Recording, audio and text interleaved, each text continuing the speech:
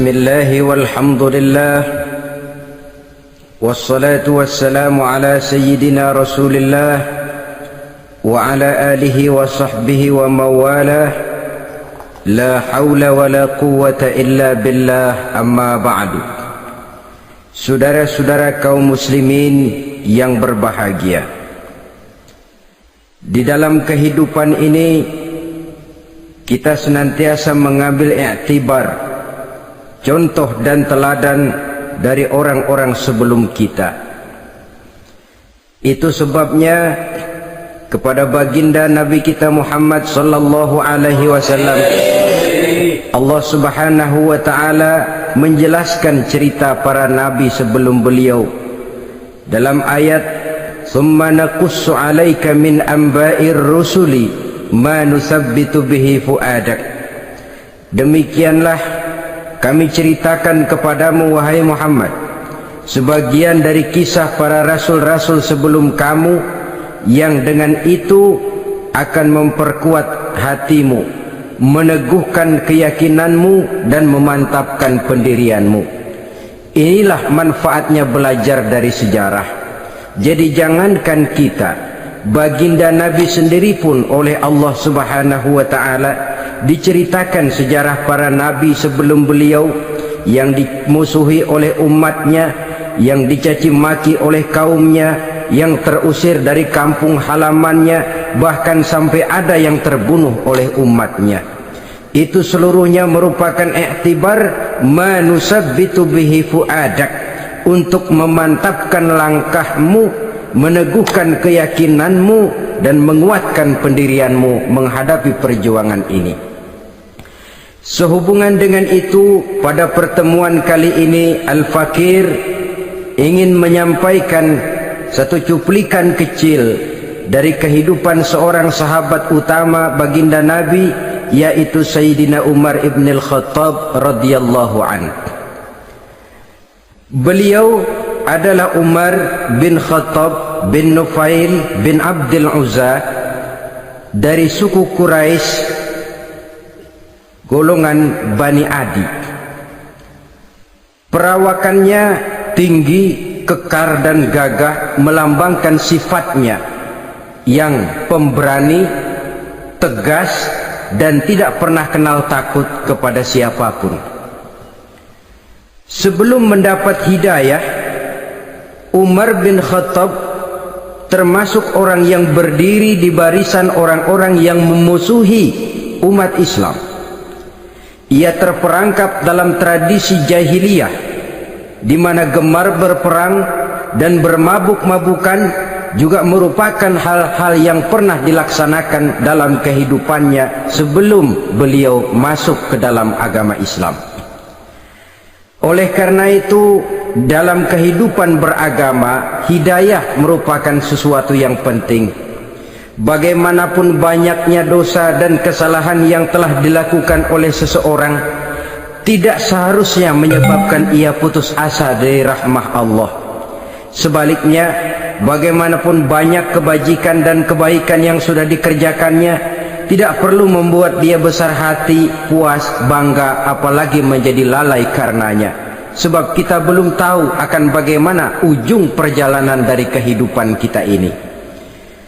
Saudara-saudara, kisahnya pun masuk Islam merupakan peristiwa yang menarik. Pada satu hari, dengan pedang terhunus, Umar bin Khattab menuju Darul Arqam, tempat di mana baginda Nabi biasa berkumpul dengan para sahabat. Melihat mukanya yang beringas, matanya yang nanar, orang sudah menyangka dan mengerti ini tentu akan terjadi pembunuhan.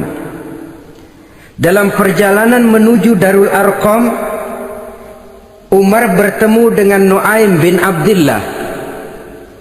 Nuaim bertanya, "Ya Umar, mau kemana ente?" "Mau membunuh itu, si murtad itu," kata. "Si murtad yang mana?" "Yang mana lagi? Itu yang memecah belah kita, yang menghina berhala-berhala kita, yang menjelek-jelekkan nenek moyang dan keturunan kita. Siapa lagi kalau bukan Muhammad? Kata Nuaim, Umar, nggak salah. Tidak salah lagi. Salah Umar. Salah kenapa? Apa kamu nggak malu? Kamu mau pergi membunuh Muhammad, sementara adikmu sendiri Fatimah, dia sudah termasuk salah seorang pengikut Muhammad.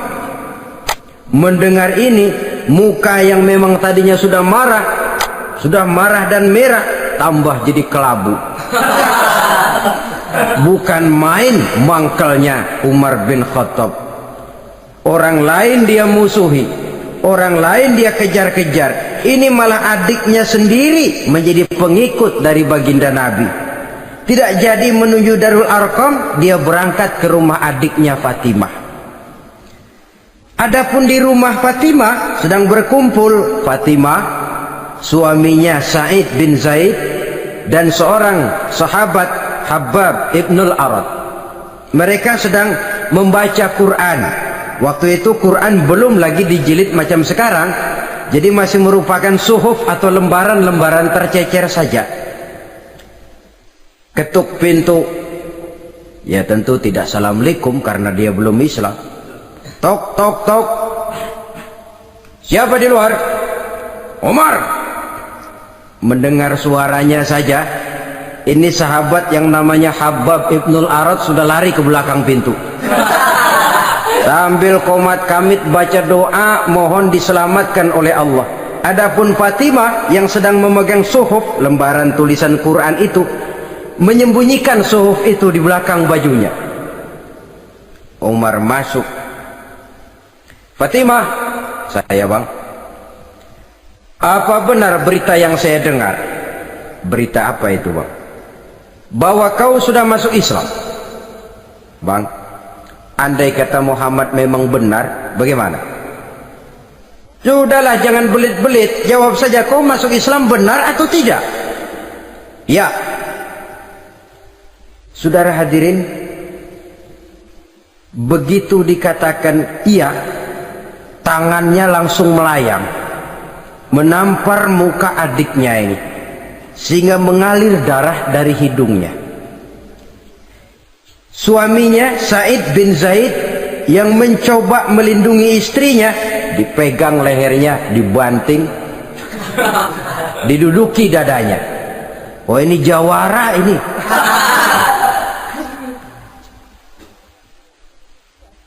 Namun pada saat sedemikian, suara kebenaran terpantul dari mulut Fatimah, adik dari Umar bin Khattab ini. Umar, apakah engkau memukul orang yang bersaksi bahwa tidak ada Tuhan melainkan Allah dan Muhammad Rasulullah? Apakah engkau menganiaya seseorang yang terpanggil untuk mengikuti kebenaran? Manusia macam apa engkau, Umar? Saudara, memang dia orang keras, tapi hatinya mudah menerima kebenaran. Sehingga mendengar kalimat adiknya ini tercenung dia sejenak, melongo, bengong kata anak sekarang. Ini kalau tidak karena keyakinan yang mantap, tidak mungkin orang ini, anak adik saya ini bicara macam begini. Umar, mengapa engkau memukul orang yang bersaksi bahwa tidak ada Tuhan melainkan Allah dan Muhammad Rasulullah? Mengapa engkau pukul orang yang mengikuti kebenaran, menerima hidayah dari Allah? Begitu yakin dan mantapnya, walaupun di tengah satu hal yang sangat menakutkan. Siapa yang tidak takut orang Quraisy berhadapan dengan Umar bin Khattab yang dikenal sebagai singa padang pasir pada waktu itu? Malahan dia termasuk salah seorang jagoan di tradisi masyarakat jahiliyah itu. Ada satu pasar yang namanya pasar Ukaz. Tiap tahun di pasar itu diadakan pesta. Pertama pertandingan syair, jadi penyair waktu itu jadi kebanggaan. Syair-syair yang menang itu digantung di dinding Ka'bah. Jadi setiap suku akan bangga kalau mempunyai ahli syair yang hebat. Nah, lalu diadakan juga lah perlombaan balap kuda, memanah, termasuk gulat. Lah Umar ini tiap kali pertarungan mesti menang. Belum pernah ada yang berhasil mengalahkan dia. Jawara. Saudara-saudara, mendengar adiknya begitu mantap hatinya, apalagi ketika adiknya berkata begitu, suhuf, lembaran yang disembunyikan di belakang bajunya tersembul. Apa yang kau sembunyikan di balik bajumu itu? Suhuf. Apa suhuf itu? Lembaran Al-Quran. Coba saya lihat. Enggak boleh. Kenapa? Kamu kotor. Orang kotor tidak boleh megang Quran. Saya mau lihat. Enggak boleh. Kalau kamu mau lihat, mandi dulu. Diturutinya permintaan adiknya itu. Lalu diambilnya suhuf tadi. Dia baca. Kebetulan ayat yang dibacanya ayat pertama dari surah Toha yang berlanjut dengan ayat 14 pada surah yang sama. Dia baca, Bismillahirrahmanirrahim. Toha ma anzalna ilaikal qur'ana litashqa illa tazkiratan liman yakhsha. Toha, tidaklah aku turunkan Al-Quran ini untuk bikin sukar manusia, melainkan merupakan pengingat bagi orang-orang yang takut kepada Allah.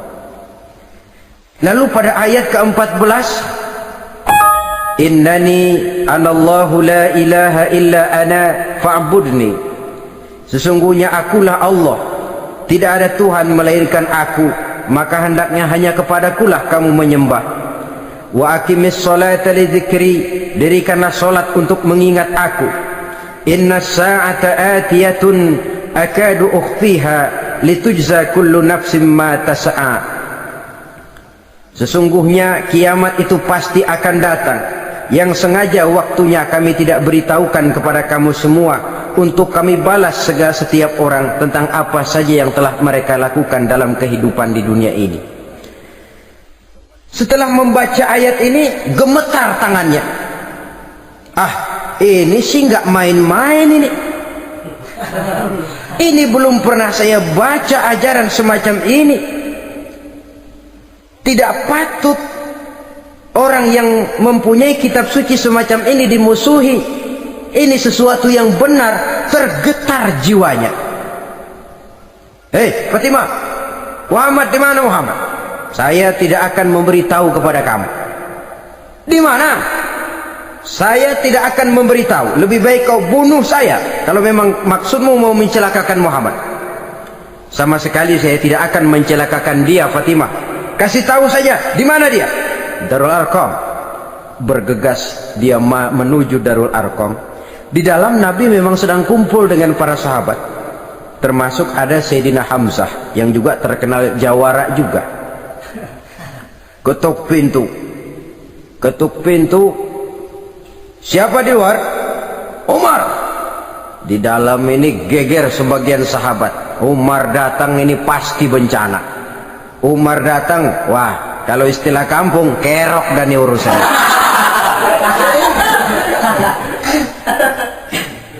Tapi baginda Nabi menenangkan mereka. Tenang, mudah-mudahan ada hikmahnya. Sayyidina Hamzah tampil, bukakan dia pintu. Kalau niatnya baik, kita terima. Kalau niatnya tidak baik, saya paling depan. Dibukakan pintu. Begitu dibukakan pintu, Umar masuk merangkul baginda Nabi, kemudian dengan tersendat, Asyhadu an la ilaha illallah wa asyhadu annaka ya Muhammad Rasulullah. Saya bersaksi tidak ada Tuhan melainkan Allah, dan saya bersaksi bahwa engkau hai Muhammad adalah utusan Allah. Sahabat takbir semua, Allahu Akbar, Allahu Akbar. Kegembiraan meliputi suasana ketika itu. Kenapa? Karena sebelumnya dikala Umar belum masuk Islam, dia merupakan ganjalan yang paling dikhawatirkan oleh umat Islam. Setelah dia masuk Islam, jelas merupakan satu keuntungan yang sangat besar. Dan dia tertarik kepada Islam bukan karena bujuk rayu orang, tidak karena diberikan harta, tidak karena diiming-iming oleh kedudukan tinggi, tapi karena kebenaran. Hidayah menembus hatinya melalui wasilah ayat dalam surah Toha yang dibacanya melalui suhuf yang dipegang oleh adiknya tadi. Sejak saat itu berubah 180 derajat Umar bin Khattab radhiyallahu anhu. Tetapi tetap dengan sifatnya keras, tegas, dan tidak pernah kenal takut kepada siapapun.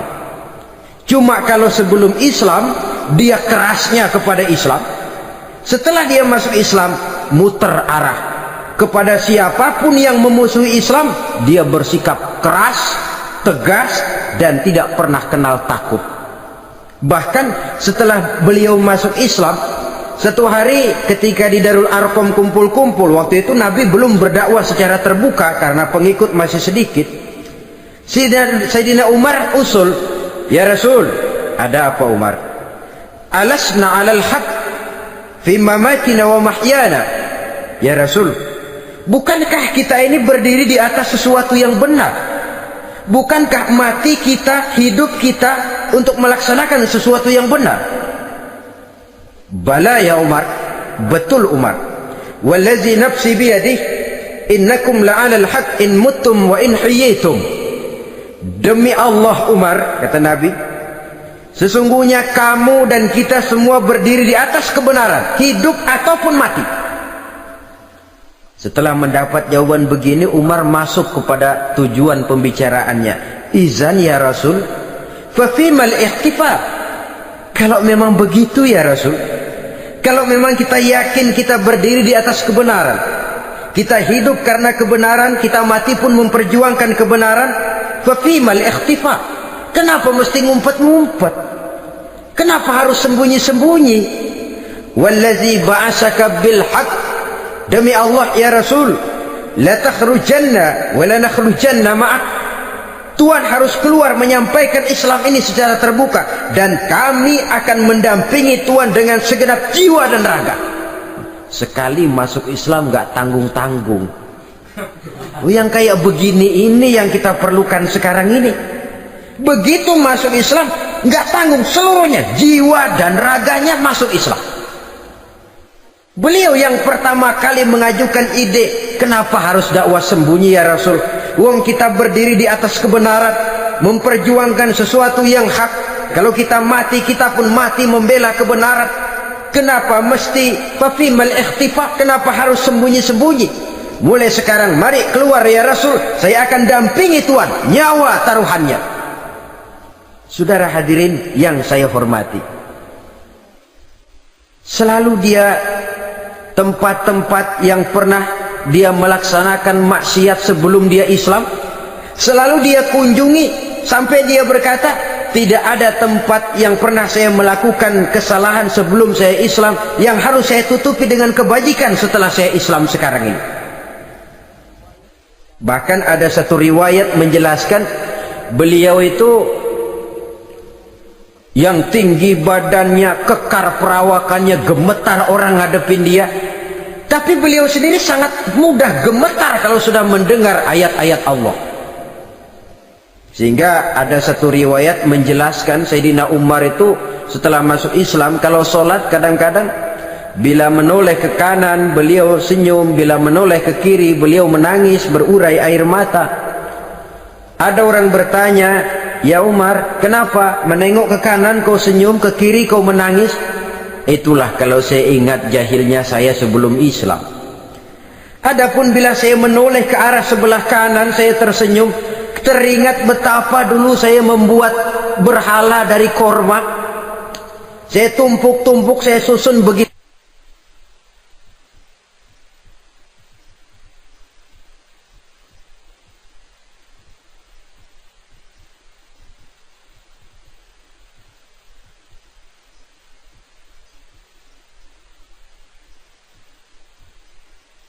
Itu rupa, setelah saya sembah saya makan itu korma. Gagah betul saya waktu itu, sampai Tuhan pun saya makan.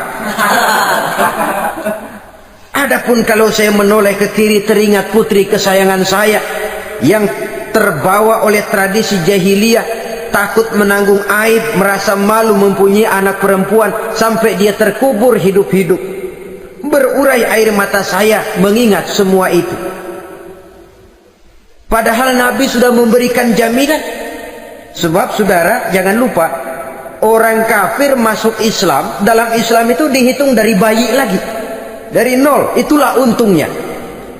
Jadi misalnya sudah 60 tahun, dari kecil sampai 60 tahun kafir, umur 61 masuk Islam. Nah, sejak umur 61 itulah yang dihisab oleh Allah. 60 tahun ke bawah gratis bersih pemutihan.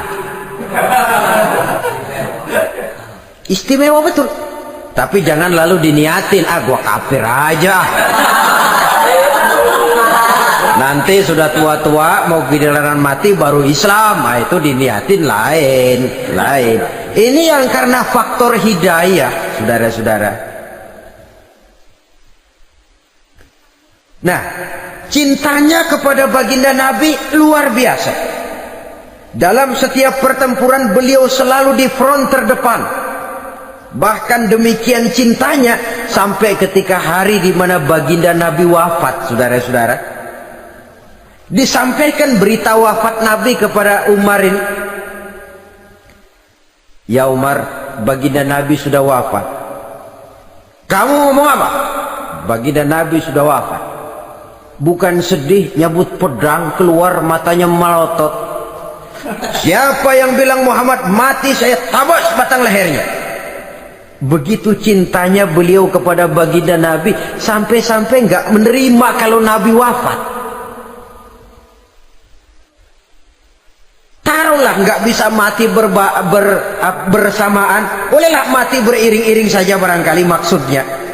Saudara-saudara, cabut pedang, kelayaban kemana-mana. Ayo, siapa ngomong Muhammad mati, saya tebas batang lehernya. Sampai bertemu dengan Sayyidina Umar, Sayyidina Abu Bakar.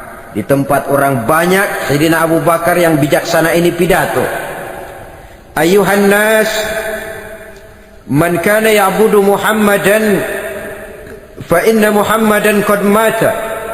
Wa man kana ya'budu Allah fa inna Allah hayyun la yamut. Wahai manusia, barang siapa yang menyembah Muhammad, maka Muhammad sudah mati. Tetapi barang siapa yang menyembah Allah, Allah akan hidup selamanya dan tidak akan pernah mati. Mendengar pidato ini, Sayyidina Umar sadar bahwa sebenarnya yang tidak bisa mati itu cuma Allah. Bagaimanapun agungnya baginda Nabi, besarnya baginda Nabi, tinggi akhlak budi pekertinya Nabi, cintanya beliau kepada Nabi, toh Nabi manusia dan manusia harus mati. Kemudian dibacakan surah Ali Imran ayat 144. Wa ma Muhammadun illa rasul qad khalat min qablihi rusul afa immata aw qutilan qalabtum ala aqabikum. Muhammad tidak lain daripada manusia, telah datang kepadanya rasul. Apakah jika ia mati engkau kembali menjadi murtad atau mundur ke belakang? Mendengar ayat ini dibacakan, Sayyidina Umar sadar, berurai air matanya, menangis dalam kesedihannya. Ini cintanya yang demikian tinggi kepada baginda Rasulullah sallallahu alaihi wasallam.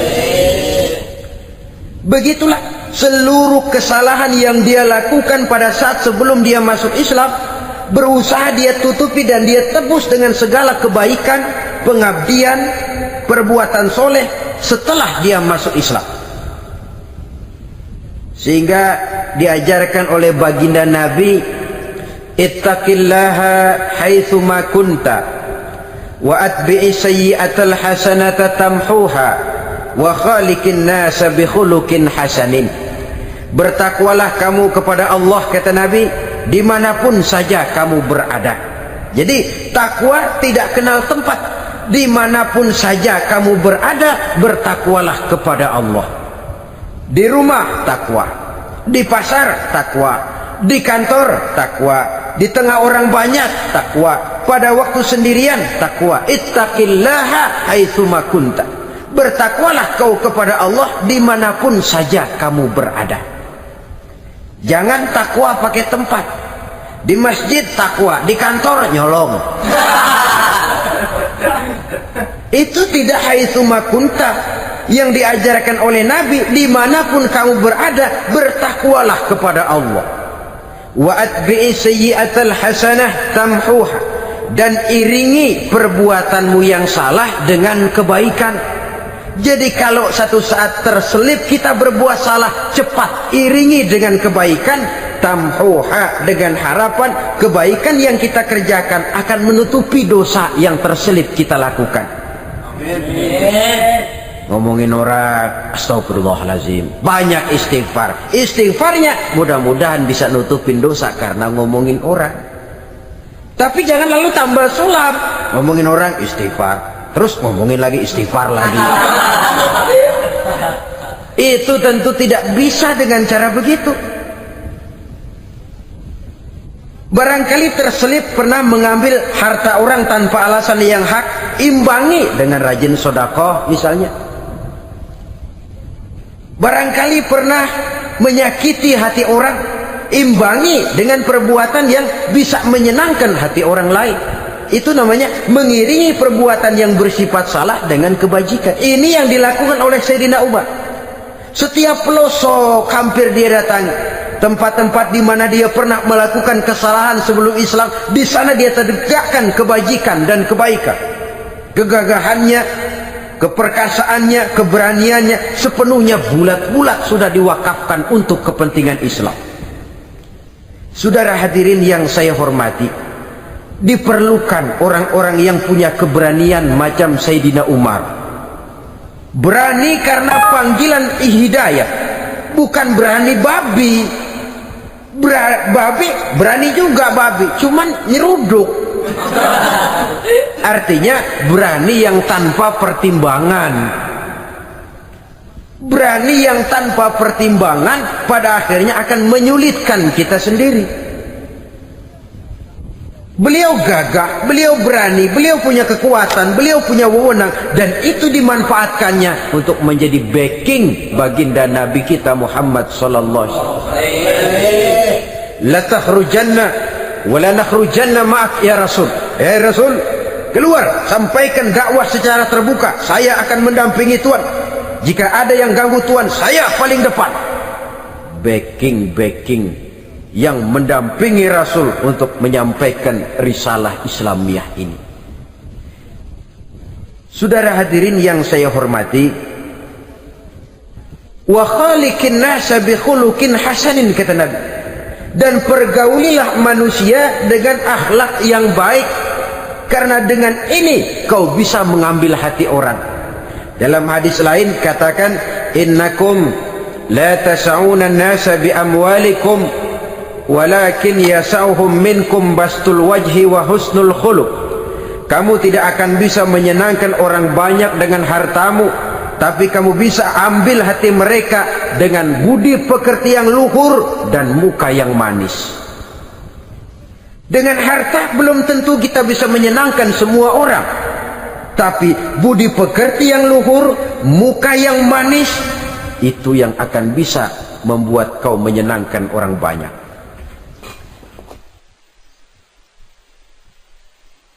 Setelah baginda Rasul wafat, pernah ketika berkumpul, Sayyidina Abu Bakar berkata kepada Sayyidina Umar, ya Umar, saya baiat kamu untuk menjadi khalifah.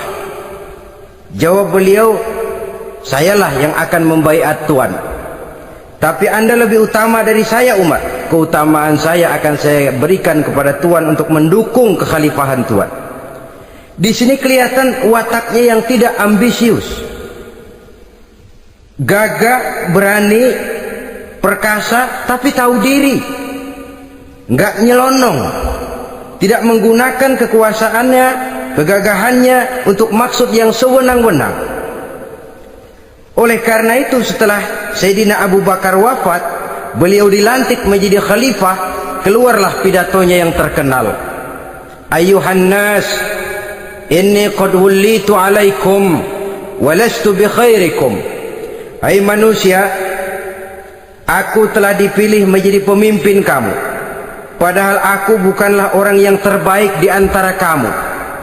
Kalau tidaklah karena aku melihat keutamaan, keteguhan yang dapat melindungi kalian, berat rasanya aku memikul amanah ini. Sebab apa? alangkah beratnya menunggu datangnya perhitungan di akhirat nanti terhadap Umar. Ini yang jadi motifnya memegang jabatan khalifah. Sungguh berat bagi Umar menunggu datangnya saat perhitungan, sehingga seolah-olah kalau bisa lah jadi Umar bin Khattab saja, jangan jadi khalifah kalau bisa. Tapi moya umat sudah kadang memilih. Sehingga benar kalau dalam satu hadis Nabi pernah mengajarkan jangan memberikan satu jabatan kepada orang yang memintanya. Sebab orang kalau sudah minta jabatan, apalagi pakai jilat-jilat, pakai upeti-upeti, tentu ada tendensinya. Ada batu di balik udang. Kalau udang di balik batu kan mungkin nggak kelihatan, tapi kalau batu di balik udang kelihatan betul itu. Ada maunya, ambisinya. Jangan memberikan satu jabatan kepada orang yang memintanya. Seakan di batinnya Sayyidina Umar menyesali, kenapa Umar nggak jadi Umar saja, kok mau jadi khalifah gitu. Alangkah berat perhitungan buat saya di akhirat nanti. Nah, setelah jadi khalifah, sebagai satu i'tibar, saya akan mencoba mengemukakan beberapa sifatnya yang menonjol untuk pelajaran buat kita semua. Pertama, sikapnya terhadap keluarganya setelah beliau menjadi khalifah. Kedudukan sebagai keluarga Umar bin Khattab bukan merupakan kedudukan istimewa. Itu ditanamkan betul kepada keluarganya. Jangan karena bapakmu khalifah lalu mentang-mentang anak khalifah kau merasa dapat fasilitas, merasa bisa berbuat semau-maumu. Kau harus punya tanggung jawab dan beban moral, memberikan contoh yang lebih baik kepada rakyat. Ini yang ditekankan kepada keluarganya. Kalau beliau mau mengeluarkan undang-undang, undang-undang itu lebih dahulu dibicarakan di tengah keluarganya, kumpul anak-anaknya. Ini akan ada undang-undang begini. Siapa di antara kalian mau mentaati, persilakan. Yang tidak pun persilakan. Tapi saya ingatkan, kalau ada dari keluarga Umar yang melanggar peraturan yang saya keluarkan ini, saya akan menghukumnya 2 kali lipat karena dia keluarga saya. Menghukumnya 2 kali lipat karena dia keluarga saya. Jadi bukan mentang-mentang anak babe lalu kebal hukum. Tidak. Siapa yang diantara kalian melanggar peraturan ini, akan aku kenakan hukuman 2 kali lipat karena dia keluargaku. Nah, saudara hadirin yang saya hormati, lalu berwibawa, dijaga betul keluarganya. Suatu hari beliau datang ke rumah putranya Abdullah bin Umar. Ketika masuk dilihatnya Abdullah bin Umar sedang makan daging. Makan daging. Merah muka Umar. Mentang-mentang anak khalifah ya, mentang-mentang anak Amirul Mukminin ya, kamu makan daging. Lihat tuh rakyat kita masih banyak yang kelaparan, makan daging, makan roti keras. Padahal itu halal, sesuatu yang diperoleh dengan usahanya sendiri. Tetapi begitu hati-hatinya Umar untuk menjaga pandangan orang. Keluarga khalifah merupakan beban moral sebab akan dijadikan contoh oleh rakyatnya. Mentang-mentang anak khalifah ya makan daging. Lihat tuh rakyat, roti keras digarotin. Lain saat beliau pergi ke satu pasar. Di situ dilihat ada sapi gemuk-gemuk. Tempat lain sapinya kurus-kurus. Tanya, ini yang gemuk-gemuk sapi siapa? Sapi Abdullah bin Umar. Sapi anaknya. Panggil Abdullah bin Umar, suruh sini. Datang anaknya itu. Abdullah bin Umar, bagaimana ceritanya sampai ini? Begini, Baba. Dahulu itu dengan uang saya beli sapi kurus-kurus. Lalu saya rawat. Saya berikan upah orang untuk merawat sapi-sapi itu. Sampai sekarang dia menjadi gemuk. Akan saya jual dan keuntungannya tentu sesuatu yang halal. Subhanallah, kata Umar. Kau ini anak Amirul Mukminin. Jual sapimu. ambil modalnya, untungnya, masukkan baitul mal untuk urus kepentingan orang Islam. Dia nggak mau anaknya terlibat bisnis, dompleng kekuasaan ayahnya. Karena mentang-mentang anak khalifah lalu segala macam bisnis lancar. Orang takut karena apa? Anak babe. Ada lagi. Pada waktu pembagian harta ghanimah, putri beliau yang namanya Hafsah, ini adalah istri baginda Nabi, meminta bagian. Kaum kerabat ayah, ini kerabat khalifah, kitalah dulu kerabat. Kalau kau kerabatku, maka jatahmu nanti dari ayahmu. Harta ini masih lebih banyak dibutuhkan oleh orang-orang Islam. Nanti belakangan kalau ada sisanya. Belakangan kalau ada sisanya. La haula wala quwata illa billah.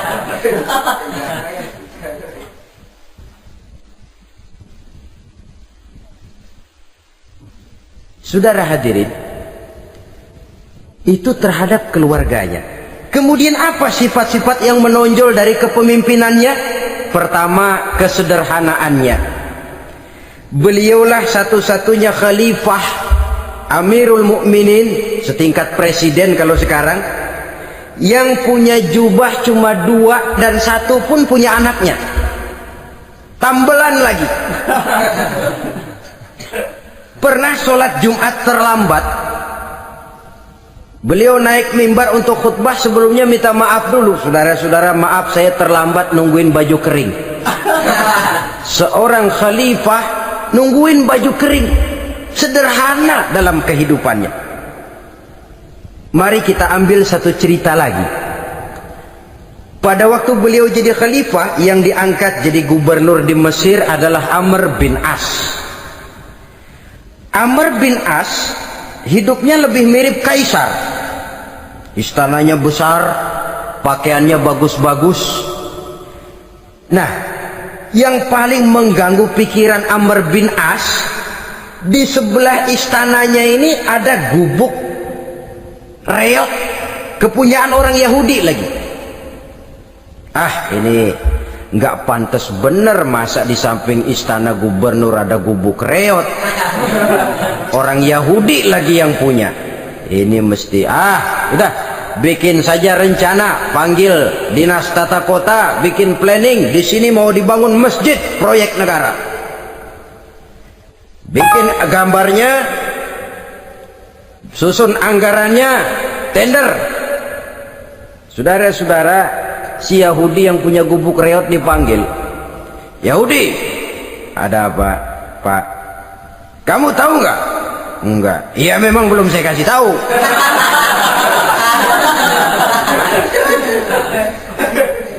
Ada apa, Pak?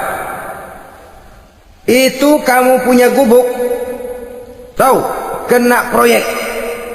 Proyek apa, Pak? Kami mau bangun masjid besar di situ, dan tidak sesuai ada gubuk reot di samping tempat gubernur. Jadi maksud Bapak, gubukmu, tanah-tanahnya mau saya bebaskan, saya beli. Enggak mau, Pak, saya enggak mau jual. Saya bayar 2 kali lipat, enggak mau. 3 kali lipat, 6 kali lipat juga enggak mau, Pak. Saya dari muda peres keringat banting tulang cuma segitu-gitunya, Pak, tempat saya tinggal. Gubuk reot sama tanahnya sedikit, makmur saya, Pak, cuma rumah sama sumur.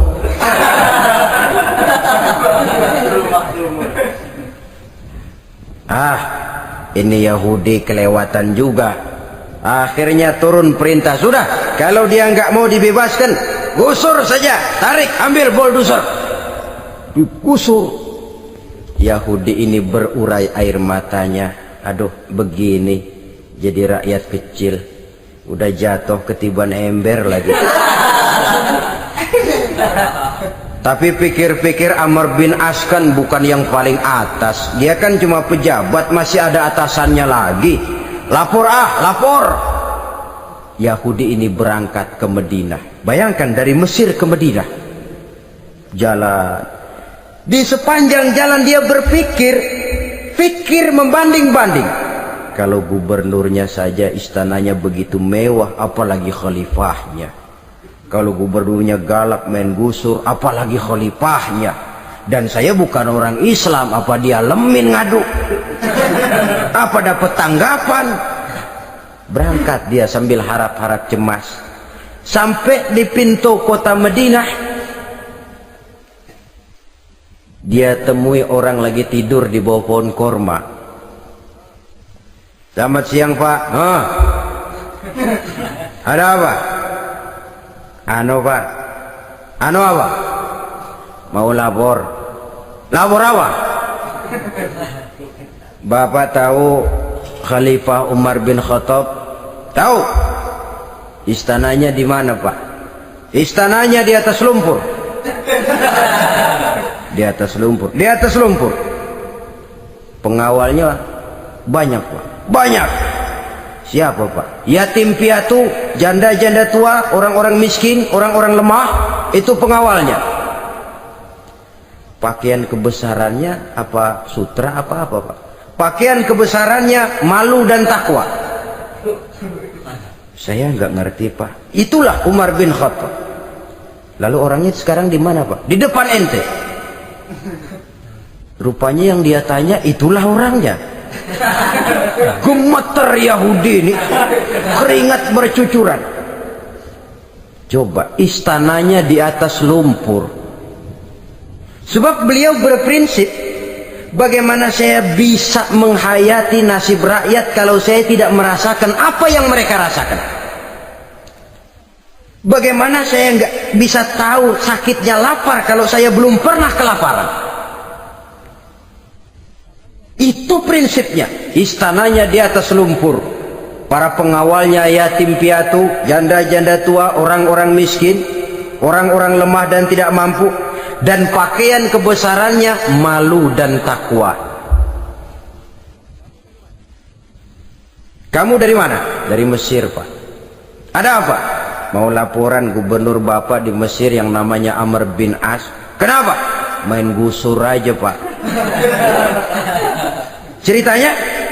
Iya, dia mau bangun masjid. Kebetulan di areal itu saya punya tanah sama gubuk segitu-gitunya. Saya nggak mau dibeli, digusur Pak. Saya mau mencari keadilan. Begini. Kamu lihat tempat sampah itu? Lihat. Di situ banyak tulang. Coba kamu ambil kemari satu. Tulang unta, bawa sini. Bingung Yahudi. Pak, saya kemari mau cari keadilan. Kalau tulang mah di Mesir juga banyak Pak. Sudahlah, pokoknya kau ambil saja tulang itu. Dicoker-coker dapat dikasih. Tulang itu digaris lurus oleh Sayyidina Umar dengan ujung pedang. Red. Nah, nih, kau bawa kepada Amr bin As. Makin bingung itu Yahudi. Suruh bawa tulang cuman digaris. Nanti saya ngomong apa Pak? Sudahlah, kasih saja. Pulang dia. Sampai di Mesir, Tuan Gubernur, ada apa? Saya baru menghadap khalifah. Kemudian beliau sampaikan ini, dikasih tulang. Amr bin As melihat tulang ada goresan lurus dengan ujung pedang, gemetar, badannya keluar keringat dingin, panggil kepala proyek, proyek batal. Masjid nggak jadi didiriin. Itu gubuk Yahudi diriin lagi. Ini Yahudi makin bengong. Ini gubernur dapat tulang doang segitu takutnya.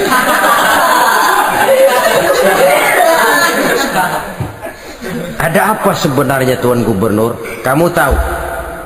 Ini nasihat pahit buat saya dari Amirul Mukminin Umar bin Khattab. Seolah-olah beliau bilang, hai Amr bin As, jangan mentang-mentang sedang berkuasa ya. Pada suatu saat kau akan jadi tulang-tulang kayak begini. Maka mumpung kamu masih hidup dan berkuasa, berlaku lurus dan adillah kamu seperti lurusnya garis di atas tulang ini. Red. Lurus, adil, jangan bengkok. Sebab kalau kamu bengkok, nanti aku yang luruskan pakai pedangku. Siapa yang nggak ngeper digituin? Sampai akhirnya apa? Kata si Yahudi, Pak, kalau begitu Islam adil ya. Adil. Kalau gitu biarin dah Pak, tanah saya. Mau kamu jual? Bukan saya jual Pak, saya kasih aja dah. Campur gubuk-gubuknya, ambil aja dah.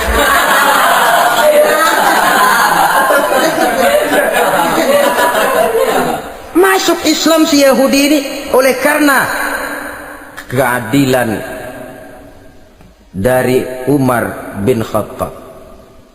Begitulah kesederhanaan hidupnya. Sampai saudara, yang ironi betul, pernah Utsman bin Affan, Ali bin Abi Thalib, Thalhah dan Zubair kumpul mendengar berita bahwa Sayyidina Umar ini punya hutang. Bayangkan, seorang khalifah untuk melangsungkan hidupnya sampai punya hutang. Padahal Baitul Mal di bawah kekuasaannya. Berunding Utsman, Ali, Thalhah, Zubair. Kalau kita langsung ngomong sama Umar nggak enak dong, dia nggak bakalan terima. Lewat putrinya aja, Hafsah deh. Baik. Hafsah ngomong sama Umar, Abah, kenapa? Bagaimana kalau honor Abah ditambah, ditingkatkan supaya hutang bisa ketutup? Hafsah, saya Abah. Siapa yang nyuruh kamu ngomong begitu? Enggak ada. Ada. Saya tahu ada ini. Kalau nggak ada kamu nggak mungkin ngomong begitu. Tapi orangnya kalau saya tuntut mereka mungkin nggak mau. Sekarang saya mau tanya Hafsah, kau kan istri Rasul, betul? Nah, saya mau tanya, suamimu makanannya apa? Daging? Bukan. Roti. Tempat tidurnya kasur empuk? Bukan. Kain kasar yang kalau musim panas kami bentangkan, kalau musim dingin separuh buat tidur, separuh buat selimut. Pakaian yang dibelikan untukmu berapa banyaknya? Cuma 2. Nah, itu guru saya, orang yang paling saya cintai, dan itu yang saya ikuti. Bahkan setelah beliau wafat, Sayyidina Umar ini hutangnya ditanggungkan kepada anaknya Abdullah bin Umar, dan itu pun dilunasi dengan menjual rumahnya, sehingga rumahnya itu disebut Darul Qadha, rumah bayar hutang. Begitu kesederhanaannya. Jadi nggak pakai aji mumpung jadi khalifah lalu kayak ikan gurita, tangan yang mana aja megang. Itu kan mental monyet. Monyet itu kan begitu, tangan megang kiri kanan, mulut ngawal, kaki megang, temennya dikasih masih ngerampas juga. Monyet rakus betul itu. Itu kesederhanaannya. Kenapa kesederhanaan ini timbul? Karena sikap zuhudnya. Zuhud itu tarkud dunia li ajlil akhirah. Orang yang mengambil dunia hanya yang diperlukan dengan lebih mengutamakan kehidupan akhirat. Watak zuhudnya yang sangat menonjol. Dialah pahlawan yang paling berani di medan perang. Dialah imam yang paling khusyuk di masjid. Dan tidak jarang kalau sholat sendiri, begitu membaca ayat yang menceritakan neraka, nangis berurai air matanya. Saudara hadirin ma'asyiral muslimin rahimakumullah.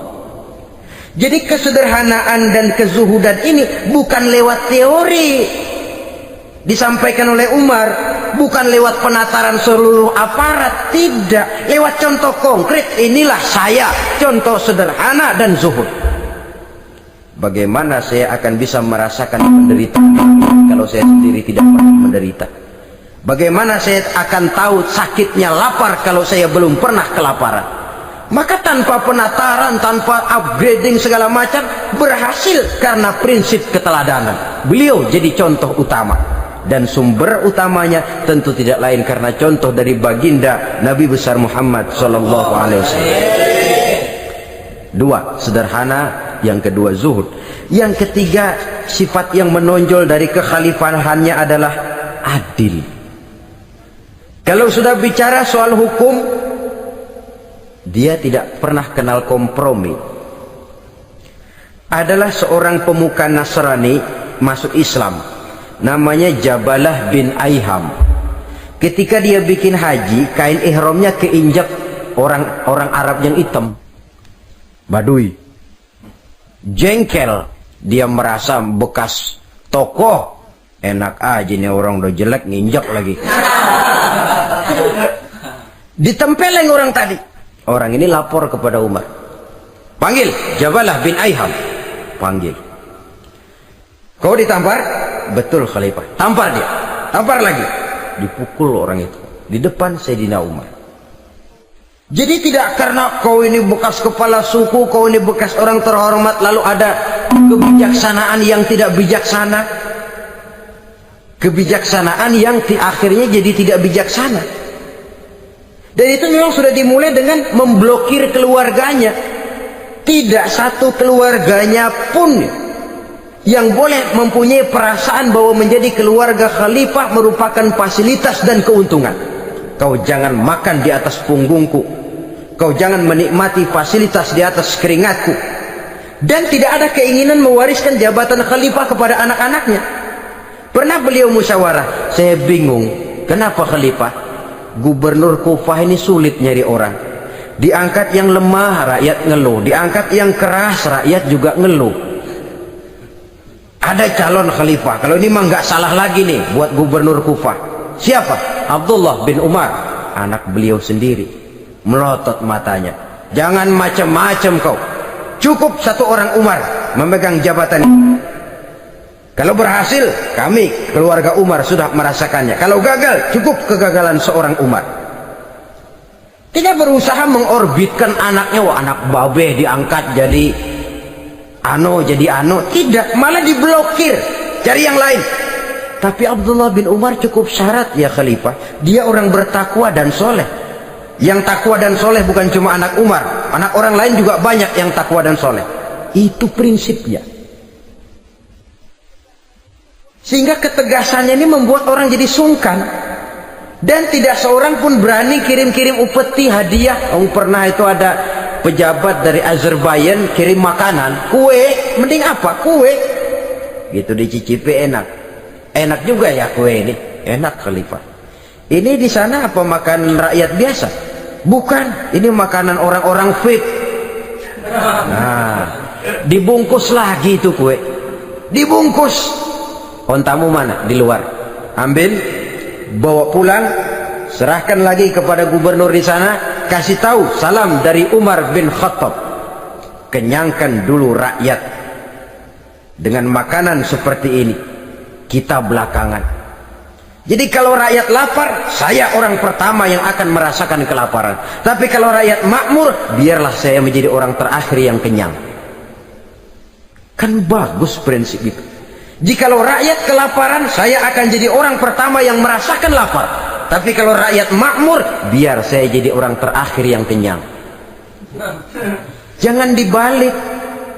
Pada saat rakyat kelaparan, dia kekenyangan. Dan selanjutnya, sikap keadilannya ini saudara-saudara menyebabkan hukum lalu jadi berwibawa. Pernah beliau jalan-jalan di lorong kota Madinah, di tempat yang namanya Harah bersama Aslam. Ada ibu-ibu, anaknya nangis, lapar ma, sabar dikit lagi matang katanya. Emang tuh ibu lagi ngerebus, bunyi air ngegulak, luguk. Umar lihati dari jauh, belum juga matang. Nih anak dari nangis lapar sampai capek nangis sampai tidur. Anak tidur, Umar samperin, Bu, yang masak apa sih kok nggak bisa matang? Saya nggak masak apa-apa tuan. Itu pating kerubuk apa? Ketika dibuka ya cuma air saja. Subhanallah, ibu sudah ngebohongi anak ibu sendiri. Habis harus bagaimana tuan? Saya sudah nggak punya makanan untuk dimasak, sementara perut nggak kenal kompromi. Jalan satu-satunya ya terpaksa anak saya bohongi. Saya bilang sebentar lagi matang sampai dia tidur sekarang ini. Memangnya Khalifah Umar gimana sih ngurusi rakyatnya? Subhanallah, dia orang zalim. Dia yang memegang urusan kami, tapi dia nggak tahu nasib saya. Anak kelaparan, keluarga terlantar. Oh begitu. Iya, zalim betul Umar bin Khattab itu. Kalau begitu ibu tunggu sebentar. Dia pulang bersama Aslam menuju Baitul Mal. Dia ambil tepung 1 karung, dipikul sendiri. Dipikul sendiri. Kata Aslam, ya Khalifah, biar saya yang bawa. Jangan.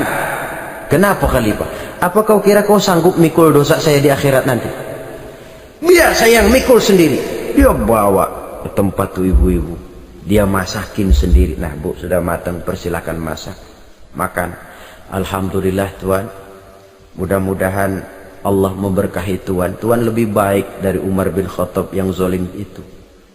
Memang sebenarnya Tuan siapa? Kata tu ibu. Saya. Iya. Saya ya Umar bin Khattab yang ibu bilang zalim itu. Gemetar si ibu. Gemetar si ibu. Tapi memang peka dan menghargai kritik orang. Tidak membungkam setiap orang yang nadanya sumbang atau berbeda. Kadang beliau berkata, saya khawatir karena orang terlalu segan dengan saya, lalu nggak ada yang berani negur kalau saya salah. Kan begitu biasanya. Karena sudah terlalu segan, lalu semuanya orang mau diaminin saja. Asal dibilang nggak benar, marah, jengkel.